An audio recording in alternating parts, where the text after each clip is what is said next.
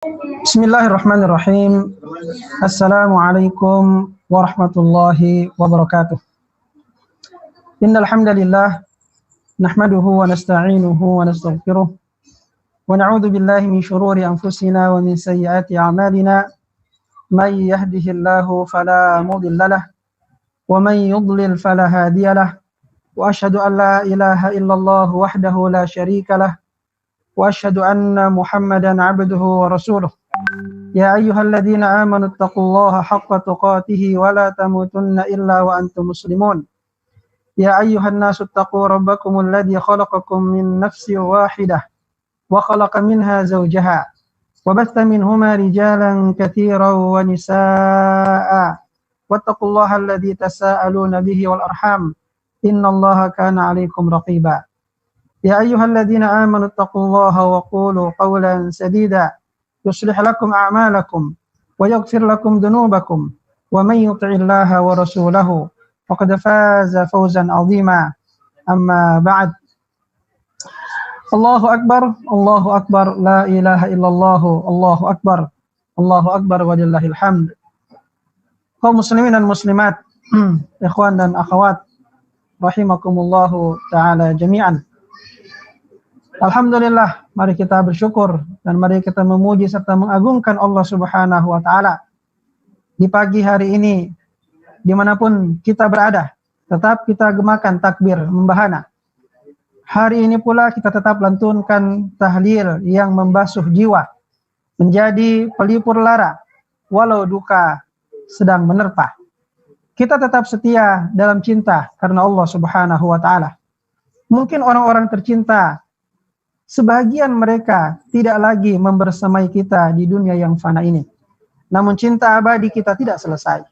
Lembaran-lembaran indahnya akan terbuka dan kita akan mengeja kebahagiaan dari setiap huruf-hurufnya. Di atas dipan-dipan megah, di jannahnya yang kekalnya tiada akhir, insyaallah ta'ala. Allahu akbar, la ilaha illallah, Allahu akbar, walillahil hamd. Kaum muslimin yang disayangi Allah yang Maha Rahman, alangkah sayangnya Allah Subhanahu wa ta'ala kepada kita. Alangkah lembut dan indahnya takdir ilahi. Dalam setiap ketentuannya ada hikmah, kebijaksanaan. Di balik takdirnya pasti ada kebaikan dan tetesan rahmatnya. Saat ini pandemi virus corona masih menerpa kita. Bahkan melanda dunia ini. Terlepas dari apakah ia adalah merupakan sesuatu yang terjadi secara natural, secara alami, ataukah ada unsur kesengajaan manusiawi di dalamnya. Sejatinya ia hanyalah ibarat setetes kecil dari hamparan kekuasaan Allah Azza wa Jalla yang tiada bertepi. Allah Subhanahu wa ta'ala berfirman, la ya'zubu anhu mithqalu dzarratin fis samawati wala fil ardi wala asgharu min dzalika wala akbaru illa fi kitabim mubin. Yang artinya tidak ada yang tersembunyi baginya sekalipun seberat darah, baik yang di langit maupun yang di bumi, bahkan yang lebih kecil daripada itu atau yang lebih besar, semuanya tertulis dalam kitab yang jelas, yaitu Allahul Mahfuz. Yang jelas bagi kita adalah bahwa di antara rahmat ilahi pada umat manusia adalah ilmu pengetahuan yang dengan asbab itulah manusia menghadapi berbagai masalah dalam kehidupannya biidznillah. Atas pengetahuan itulah pula saat wabah melanda, kita membatasi pergerakan dan perkumpulan demi untuk memotong mata rantai penyebaran virus yang telah memakan korban yang demikian banyak. Wallahul musta'an. Sesungguhnya ini adalah amal soleh yang harus dengan disiplin dijalankan bersama. Yang harus dengan disiplin dijalankan bersama doa dan tawakal sepenuhnya kepada pemilik alam semesta, Allah Subhanahu wa ta'ala. Sebaliknya, sikap membangkang dan mengabaikan tuntunan para ulama dan para ahli untuk membatasi perkumpulan dan pergerakan bukan hanya berpotensi menjadi terpapar wabah, namun juga sangat berpotensi menjadi penyebarnya sekaligus. Sangat dikhawatirkan, bahkan sangat dikhawatirkan kita bisa menanggung dosa atas penyebarannya. Dalam agama kita ada kaidah yang sangat jelas, la darara wala dirar. Kita tidak boleh terkena mudarat dan kita pun tidak boleh menimpakan mudarat kepada orang lain. Inilah yang kemudian mendasari kita untuk membatasi perkumpulan, ya, agar kita kemudian tidak mendatangkan mudarat bagi kita dan tidak pula menimpakan mudarat kepada orang lain. Salah satu tujuan utama diturunkannya syariat adalah menjaga jiwa atau hifdzu an-nafs. Kebolehan untuk meninggalkan sholat berjamaah di masjid sementara ini, menghindari berjabat tangan, dan ketaatan untuk melaksanakan protokol kesehatan yang lain bukanlah bermaksud untuk menjauhkan dari agama Allah Subhanahu wa taala. Akan tetapi justru menghidupkan maqasid atau tujuan utama dari pensyariatan yang terdapat dalam agama Islam. Menjaga jiwa, menjaga nyawa adalah sesuatu yang sangat dijaga dalam agama kita. Sehingga kadang-kadang sebagian di antara kewajiban boleh kita tinggalkan. Sebagian di antara perkara yang haram boleh dilanggar dalam keadaan-keadaan darurat di mana nyawa kita terancam. Bukankah kita dibolehkan memakan makanan yang haram saat jiwa kita terancam, saat kita tidak punya makanan yang jika kita tidak makan kecuali makanan yang haram itu kita akan mati. Maka saat itu agama memberikan kebolehan kepada kita untuk melakukan perkara yang haram demi untuk menjaga jiwa kita. Dan begitu banyak dalil-dalil dalam syariat kita yang menunjukkan bahwasanya betapa syariat Islam kemudian datang untuk menjaga jiwa manusia, untuk menjaga nyawa manusia. Sehingga upaya kita untuk tidak berkumpul, untuk mengikuti arahan ulama kita dan arahan-arahan para ahli di bidangnya tentang masalah kesehatan adalah merupakan salah satu bentuk ketaatan kita kepada Allah Subhanahu wa taala, salah satu bentuk daripada upaya kita untuk menerapkan syariat Allah Subhanahu wa taala yang salah satu tujuan besarnya adalah untuk menjaga jiwa manusia. Rasulullah Shallallahu alaihi wasallam tidak menyukai fatwa yang mengancam jiwa manusia. Diceritakan bahwasanya suatu ketika sahabat Abdullah bin Abbas menceritakan bahwasanya ada seorang yang terluka di zaman Rasulullah Shallallahu alaihi wasallam, kemudian dia bermimpi, ya, dan bermimpi yang menyebabkan dia dalam keadaan junub. Lalu dia ketika itu dalam sebuah perjalanan dan dia bertanya kepada kawan-kawannya, hal tajiduna li rukhsatan? Apakah kalian melihat saya ini mendapatkan keringanan untuk tidak perlu mandi? Saya ada luka di kepala saya. Kawan-kawannya mengatakan, kami tidak mendapatkan keringanan bagi engkau. Engkau junub dan kita ada air, maka engkau harus mandi. Ketika itu sahabat ini menjalankan fatwa sahabat-sahabatnya. Dia kemudian mandi dan kemudian dia meninggal dunia karena dia mandi sementara di kepalanya ada luka yang menganga. Ketika kemudian mereka kembali dan melaporkannya kepada Rasulullah sallallahu alaihi wasallam, beliau mengatakan qatalahumullah. Mereka telah membunuhnya. Semoga Allah membunuh pula mereka. Ini menunjukkan ketidaksenangan Rasulullah sallallahu alaihi wasallam terhadap sebuah fatwa yang membahayakan jiwa. Bahkan fatwa orang-orang yang berkawan ini terhadap kawan mereka terbukti telah menyebabkan kematian bagi saudara mereka, sehingga Rasul menunjukkan ketidaksenangannya. Qatalahumullah.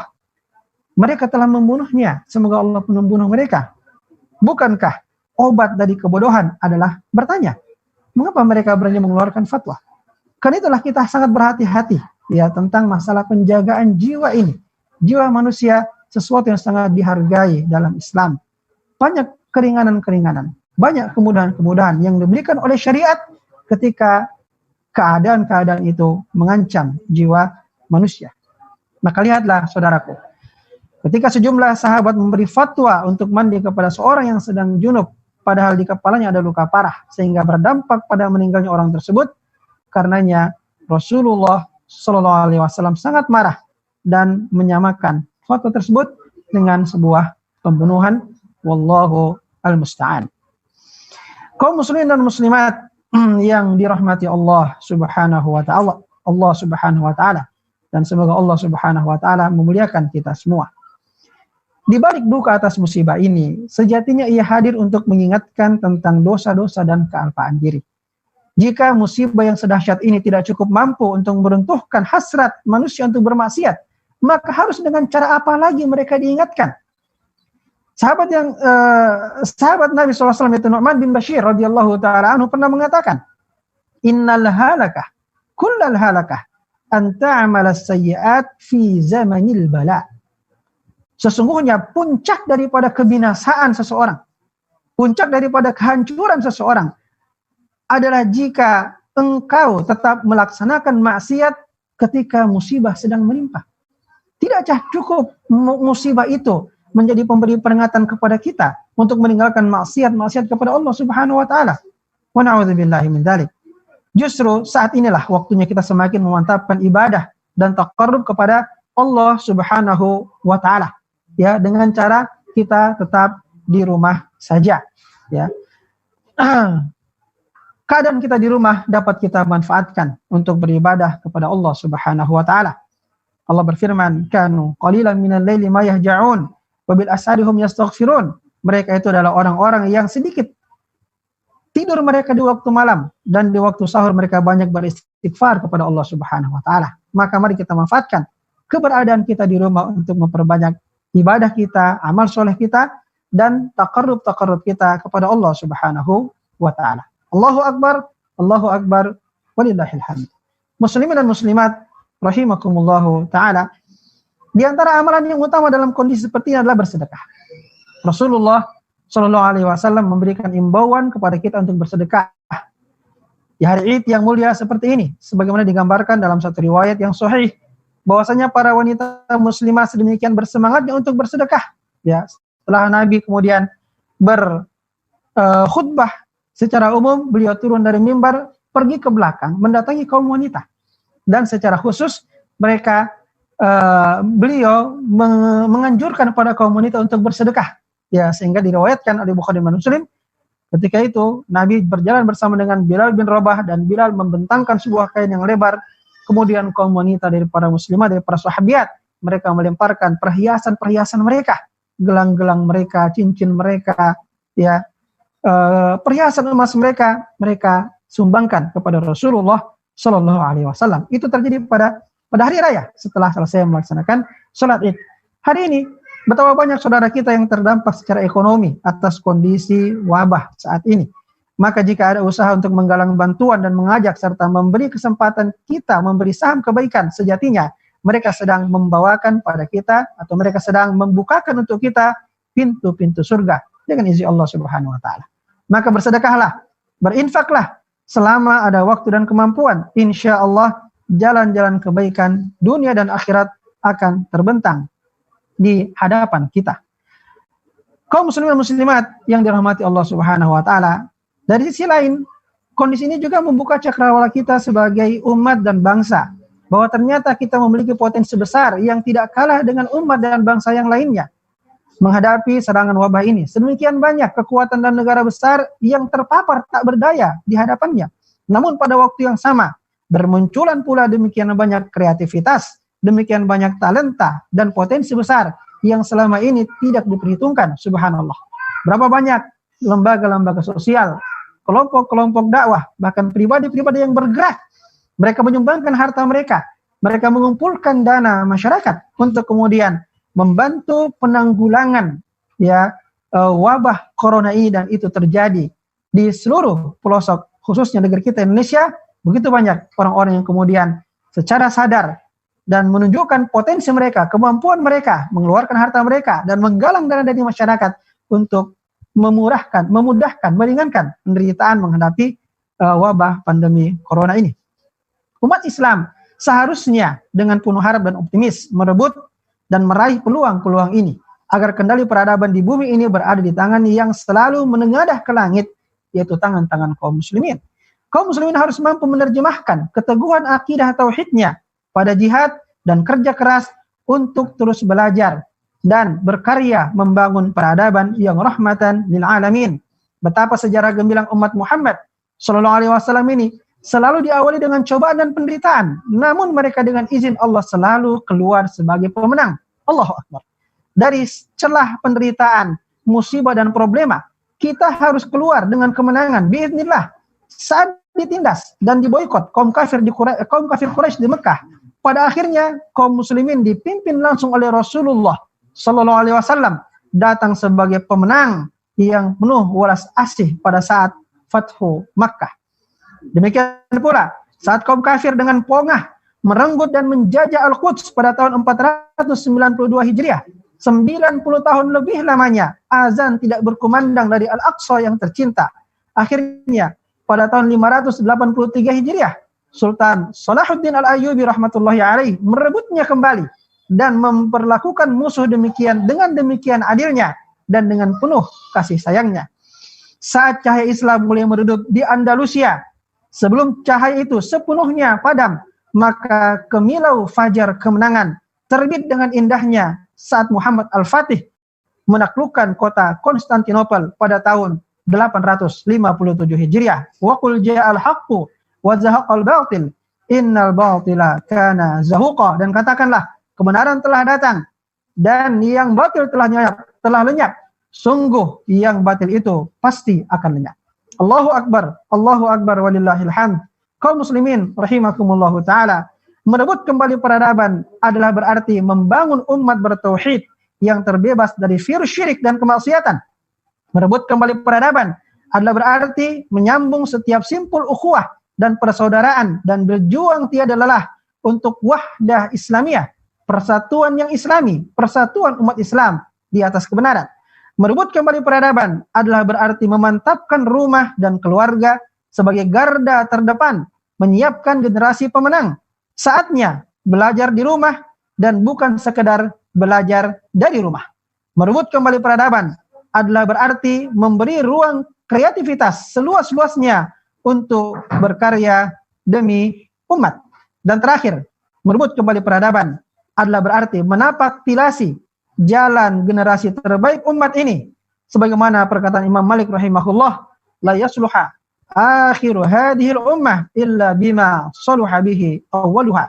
Tidak akan menjadi baik akhir daripada umat ini, orang-orang yang datang di belakang daripada umat ini, kecuali dengan sesuatu yang telah menjadikan baik orang-orang terdahulu dari mereka. Maka merebut peradaban adalah dengan menerapkan syariat Allah Subhanahu wa taala di muka bumi ini. Kita pasti bisa dengan izin Allah Subhanahu wa taala, dengan iman kita, dengan ilmu kita, dengan dakwah kita, dengan jihad kita, dengan kesabaran kita, dengan tawakal kita kepada Allah Subhanahu wa taala, maka insyaallah pertolongan Allah akan datang. Islam akan menang. Syariat Islam akan ditegakkan sehingga manusia tunduk kepada Allah Subhanahu wa taala dan tunduk kepada agama Allah Subhanahu wa taala. Allahu Akbar, walillahil hamd. Kaum muslimin dan muslimat yang dirahmati Allah Subhanahu wa taala, sudah saatnya kita menundukkan diri kepada Allah Subhanahu wa taala. Wabah corona ini adalah mungkin merupakan bentuk di mana Allah ingin menundukkan seluruh makhluknya, ya, agar mereka tunduk kepada Allah Subhanahu wa taala dengan sukarela, dengan senang hati ataupun dengan enggan, dengan terpaksa. Afa ghaira dinillahi yabghun wa lahu aslama man fis samawati wal ardi taw'an wa karhan. Ya, apakah mereka mencari agama selain agama Allah Subhanahu wa taala? Dan kepada Allah lah tunduk semua yang di langit, semua yang di bumi, taw'an wa karhan, dengan sukarela atau dengan terpaksa. Nampaknya Allah Subhanahu wa taala menginginkan agar manusia ini tidak hanya mentaati Allah Subhanahu wa taala dari sisi iradah syar'iyyahnya Allah, tapi dari sisi iradah kauniyah. Ada saat-saat yang Allah jadikan ketika Allah menurunkan wabah yang menyebar ke seluruh penjuru dunia, semua orang suka ataupun terpaksa akan tunduk kepada Allah Subhanahu wa taala. Para pelaku maksiat terpaksa harus berhenti dari maksiatnya demi untuk tunduk kepada Allah, hukum Allah Subhanahu wa taala dengan adanya musibah seperti ini. Berapa banyak negeri kafir yang kemudian mempersilahkan masjid mengumandangkan azan, dikumandangkan dengan sekeras-kerasnya, sementara mereka tidak beriman kepada Allah. Itu cara Allah untuk menundukkan mereka, untuk membuat seluruh manusia, seluruh makhluk sadar bahwa mereka tidak punya daya dan kekuatan di hadapan Allah Subhanahu wa taala. Meskipun kemudian setelah Allah bebaskan mereka dari penyakit-penyakit ini, dari musibah ini, seperti orang-orang musyrik yang terombang-ambing di lautan ketika mereka kehabisan harapan, mereka hanya berlindung kepada Allah Subhanahu wa taala. Ketika mereka diselamatkan, mereka kembali musyrik kepada Allah Subhanahu wa taala. Tapi ada saat-saat di mana Allah menginginkan seluruh makhluk ini tunduk di bawah kekuasaan Allah Subhanahu wa taala. Tunduk di bawah kebesaran Allah Subhanahu wa taala. Mereka suka atau mereka tidak suka, dan itu seharusnya menjadi pelajaran bagi kita untuk kita tundukkan diri kita, nafsu kita secara sukarela di hadapan Allah Subhanahu wa taala. Dan terakhir, kaum muslimin berbahagia, ibadah Ramadan kita adalah merupakan pelajaran yang besar. Jangan kita berhenti dari amal ibadah kita setelah kita menyelesaikan bulan Ramadan ini. Mari kita jadikan kehidupan kita seluruhnya sebagai Ramadan. Mari kita rasakan bulan Ramadan yang hanya 30 hari yang sangat terbatas. Sangat kita sayang selama Ramadan, sangat sayang kalau kita tidak mengaji, sangat sayang kalau kita tidak qiyamul lail, sangat sayang kalau kita tidak bersedekah. Kita mengatakan waktunya sangat terbatas, 30 hari sangat singkat. Kalau sudah habis, kita kehabisan waktu yang berharga. Maka mari kita jadikan spirit ini dalam kehidupan kita seluruhnya. Jadikan kehidupan kita seluruhnya adalah Ramadan. Karena usia kita terbatas. Anggaplah usia yang terbatas ini seperti 30 hari Ramadan yang terbatas. Maka manfaatkan waktu kita ini, usia kita ini, untuk tidak sedikit pun terlalai kita dari ketaatan, dari amal soleh, dari ibadah, dari ketundukan kepada Allah Subhanahu wa taala. Jangan sia-siakan waktu untuk belajar, untuk beramal, untuk beribadah, untuk bertakarrub, untuk bersedekah, untuk berdakwah, berjihad di jalan Allah Subhanahu wa taala. Karena umur kita singkat. Kalau Ramadan yang terbatas mungkin akan berulang tahun berikutnya. Mungkin kita akan mendapatkan Ramadan beberapa tahun secara berulang. Tapi kehidupan kita ini, kalau dia habis, tidak akan kita dapatkan kembali. Hanya kehidupan yang terakhir tempat kita bertanggung jawab kepada Allah Subhanahu wa taala. Maka di antara pelajaran besar Ramadan adalah mari jadikan hidup kita, rasakan hidup kita seluruhnya sebagai Ramadan. Jangan kita rela kehilangan sedikit pun dari waktu kita, kecuali kita isi dengan kebaikan-kebaikan kepada Allah Subhanahu wa taala. Allahu Akbar, Allahu Akbar, Allahu Akbar, walillahil hamd. Di bulan Syawal ini ada satu sunnah yang sangat agung disunnahkan kepada kita untuk berpuasa 6 hari pada bulan Syawal ini. Dalam sebuah hadis Rasul bersabda, "Man shoma Ramadan, thumma atba'ahu sittan min Syawal, kana qasiyamid dahri." Barang siapa yang berpuasa pada bulan Syawal selama 6 hari, barang siapa yang berpuasa Ramadan, kemudian mengikutkannya dengan berpuasa 6 hari di bulan Syawal, seakan-akan dia berpuasa selama 1 tahun penuh, kata para ulama, karena amal itu dibalas 10 kali lipat. Kalau kita puasa Ramadan 30 hari, berarti sama dengan 300 hari. Ditambah 6 hari di bulan Syawal, berarti sama dengan 360 hari. Itu panjang selama 1 tahun Hijriah. Ya, itu diantara taklil yang disebutkan para ulama. Puasa ini bisa kita kerjakan di awal Syawal, di pertengahan Syawal, di akhir Syawal. Bisa kita kerjakan berturut-turut, langsung 6 hari, bisa terpisah-pisah. Ya, bisa kita kerjakan sebelum qadha ataupun setelah qadha. Meskipun para ulama berbeda pendapat, ya. Apakah kemudian orang boleh berpuasa 6 hari sebelum qadha? Sebagian mengatakan tidak boleh, sebagian mengatakan boleh, ya. Pendapat yang rajih wallahu taala alam, boleh saja orang berpuasa 6 hari sebelum 6 hari bulan Syawal sebelum dia mengqadha puasa yang tertinggal. Tetapi yang afdolnya adalah kita mengqadha dulu baru kemudian berpuasa 6 hari. Karena ulama mengatakan bahwasanya man shoma Ramadan artinya berpuasa Ramadan sampai mengqadha, menyelesaikan 6 hari yang tersisa baru dianggap menyelesaikan puasa Ramadan. Jadi dengan mengqadha baru selesai Ramadannya, baru kemudian disambung dengan puasa Syawalnya. Jadi afdolnya adalah kita mendahulukan qadha kita, baru kemudian kita berpuasa 6 hari. Tapi kalau kemudian dia juga dengan kondisi tertentu terpaksa dia berpuasa 6 hari dulu baru kemudian mengqadha, maka itu juga insya Allah tetap mendapatkan keutamaan tersebut, ya. Aisyah radhiyallahu taala diriwayatkan kadang beliau mentakhir qadhanya sampai menjelang Ramadan berikutnya. Ya, beliau mentakhir qadhanya pada bulan Sya'ban. Sehingga insya Allah kalau memang kondisi kita agak sulit sehingga mendahulukan 6 hari bulan Syawal yang memang waktunya terbatas, baru kemudian mengakhirkan qadha yang waktunya luas, itu pun insya Allah kita mendapatkan pahalanya. Tapi yang paling afdal adalah lagi dengar Ustadz Saiful. Baru kemudian kita melaksanakan puasa 6 hari di bulan Syawal. Nah, Ustadz, tafadhal Ustadz. Enggak. Baik. Ini sunnah yang perlu kita perhatikan, musliman muslimat, ikhwan akhwat yang berbahagia. Mari kita bermujahadah, ya, merebut keutamaan ini, berpuasa 6 hari pada bulan Syawal ini. Mudah-mudahan kita mendapatkan pahala puasa 1 tahun penuh lamanya, Dan jangan lupa, mari pertahankan ibadah-ibadah kita di bulan Ramadan. Dia adalah merupakan bulan latihan, dan saya kira kalau kita ingin menjadi pemenang, seharusnya ketaatan kita, amal soleh kita, ibadah kita tidak boleh kendor. Prestasi yang kita capai di bulan Ramadan seharusnya bisa kita pertahankan. Mari kita anggap hidup kita sebagai Ramadan yang terbatas, yang bahkan lebih sempit daripada Ramadan, karena dia tidak akan berulang ketika matahari kehidupan kita terbenam di ufuk usia kita. Semoga bermanfaat. Kita berdoa kepada Allah Subhanahu wa taala, semoga Allah Subhanahu wa taala menerima amal ibadah kita, menerima puasa kita, qiyam kita, sedekah kita, baca Quran kita, semua amal-amal kita Allah terima, dan semoga Allah Subhanahu wa taala memberikan pahala yang berlipat ganda kepada kita semua, dan semoga Allah Subhanahu wa taala mengangkat wabah ini dari kaum muslimin khususnya dan dari umat manusia pada umumnya, dan semoga Allah Subhanahu wa taala memberikan taufik kepada kita untuk semakin memperbaiki kualitas penghambaan diri kita kepada Allah Subhanahu wa taala. Subhanakallahumma wa bihamdika asyhadu an la ilaha illa anta wa astaghfiruka wa atubu ilaik. Wa sallallahu ala nabiyyina Muhammad wa ala alihi wa sahbihi wa sallam. Wa akhiru da'wana alhamdulillahi rabbil alamin. Wassalamu alaikum warahmatullahi wabarakatuh.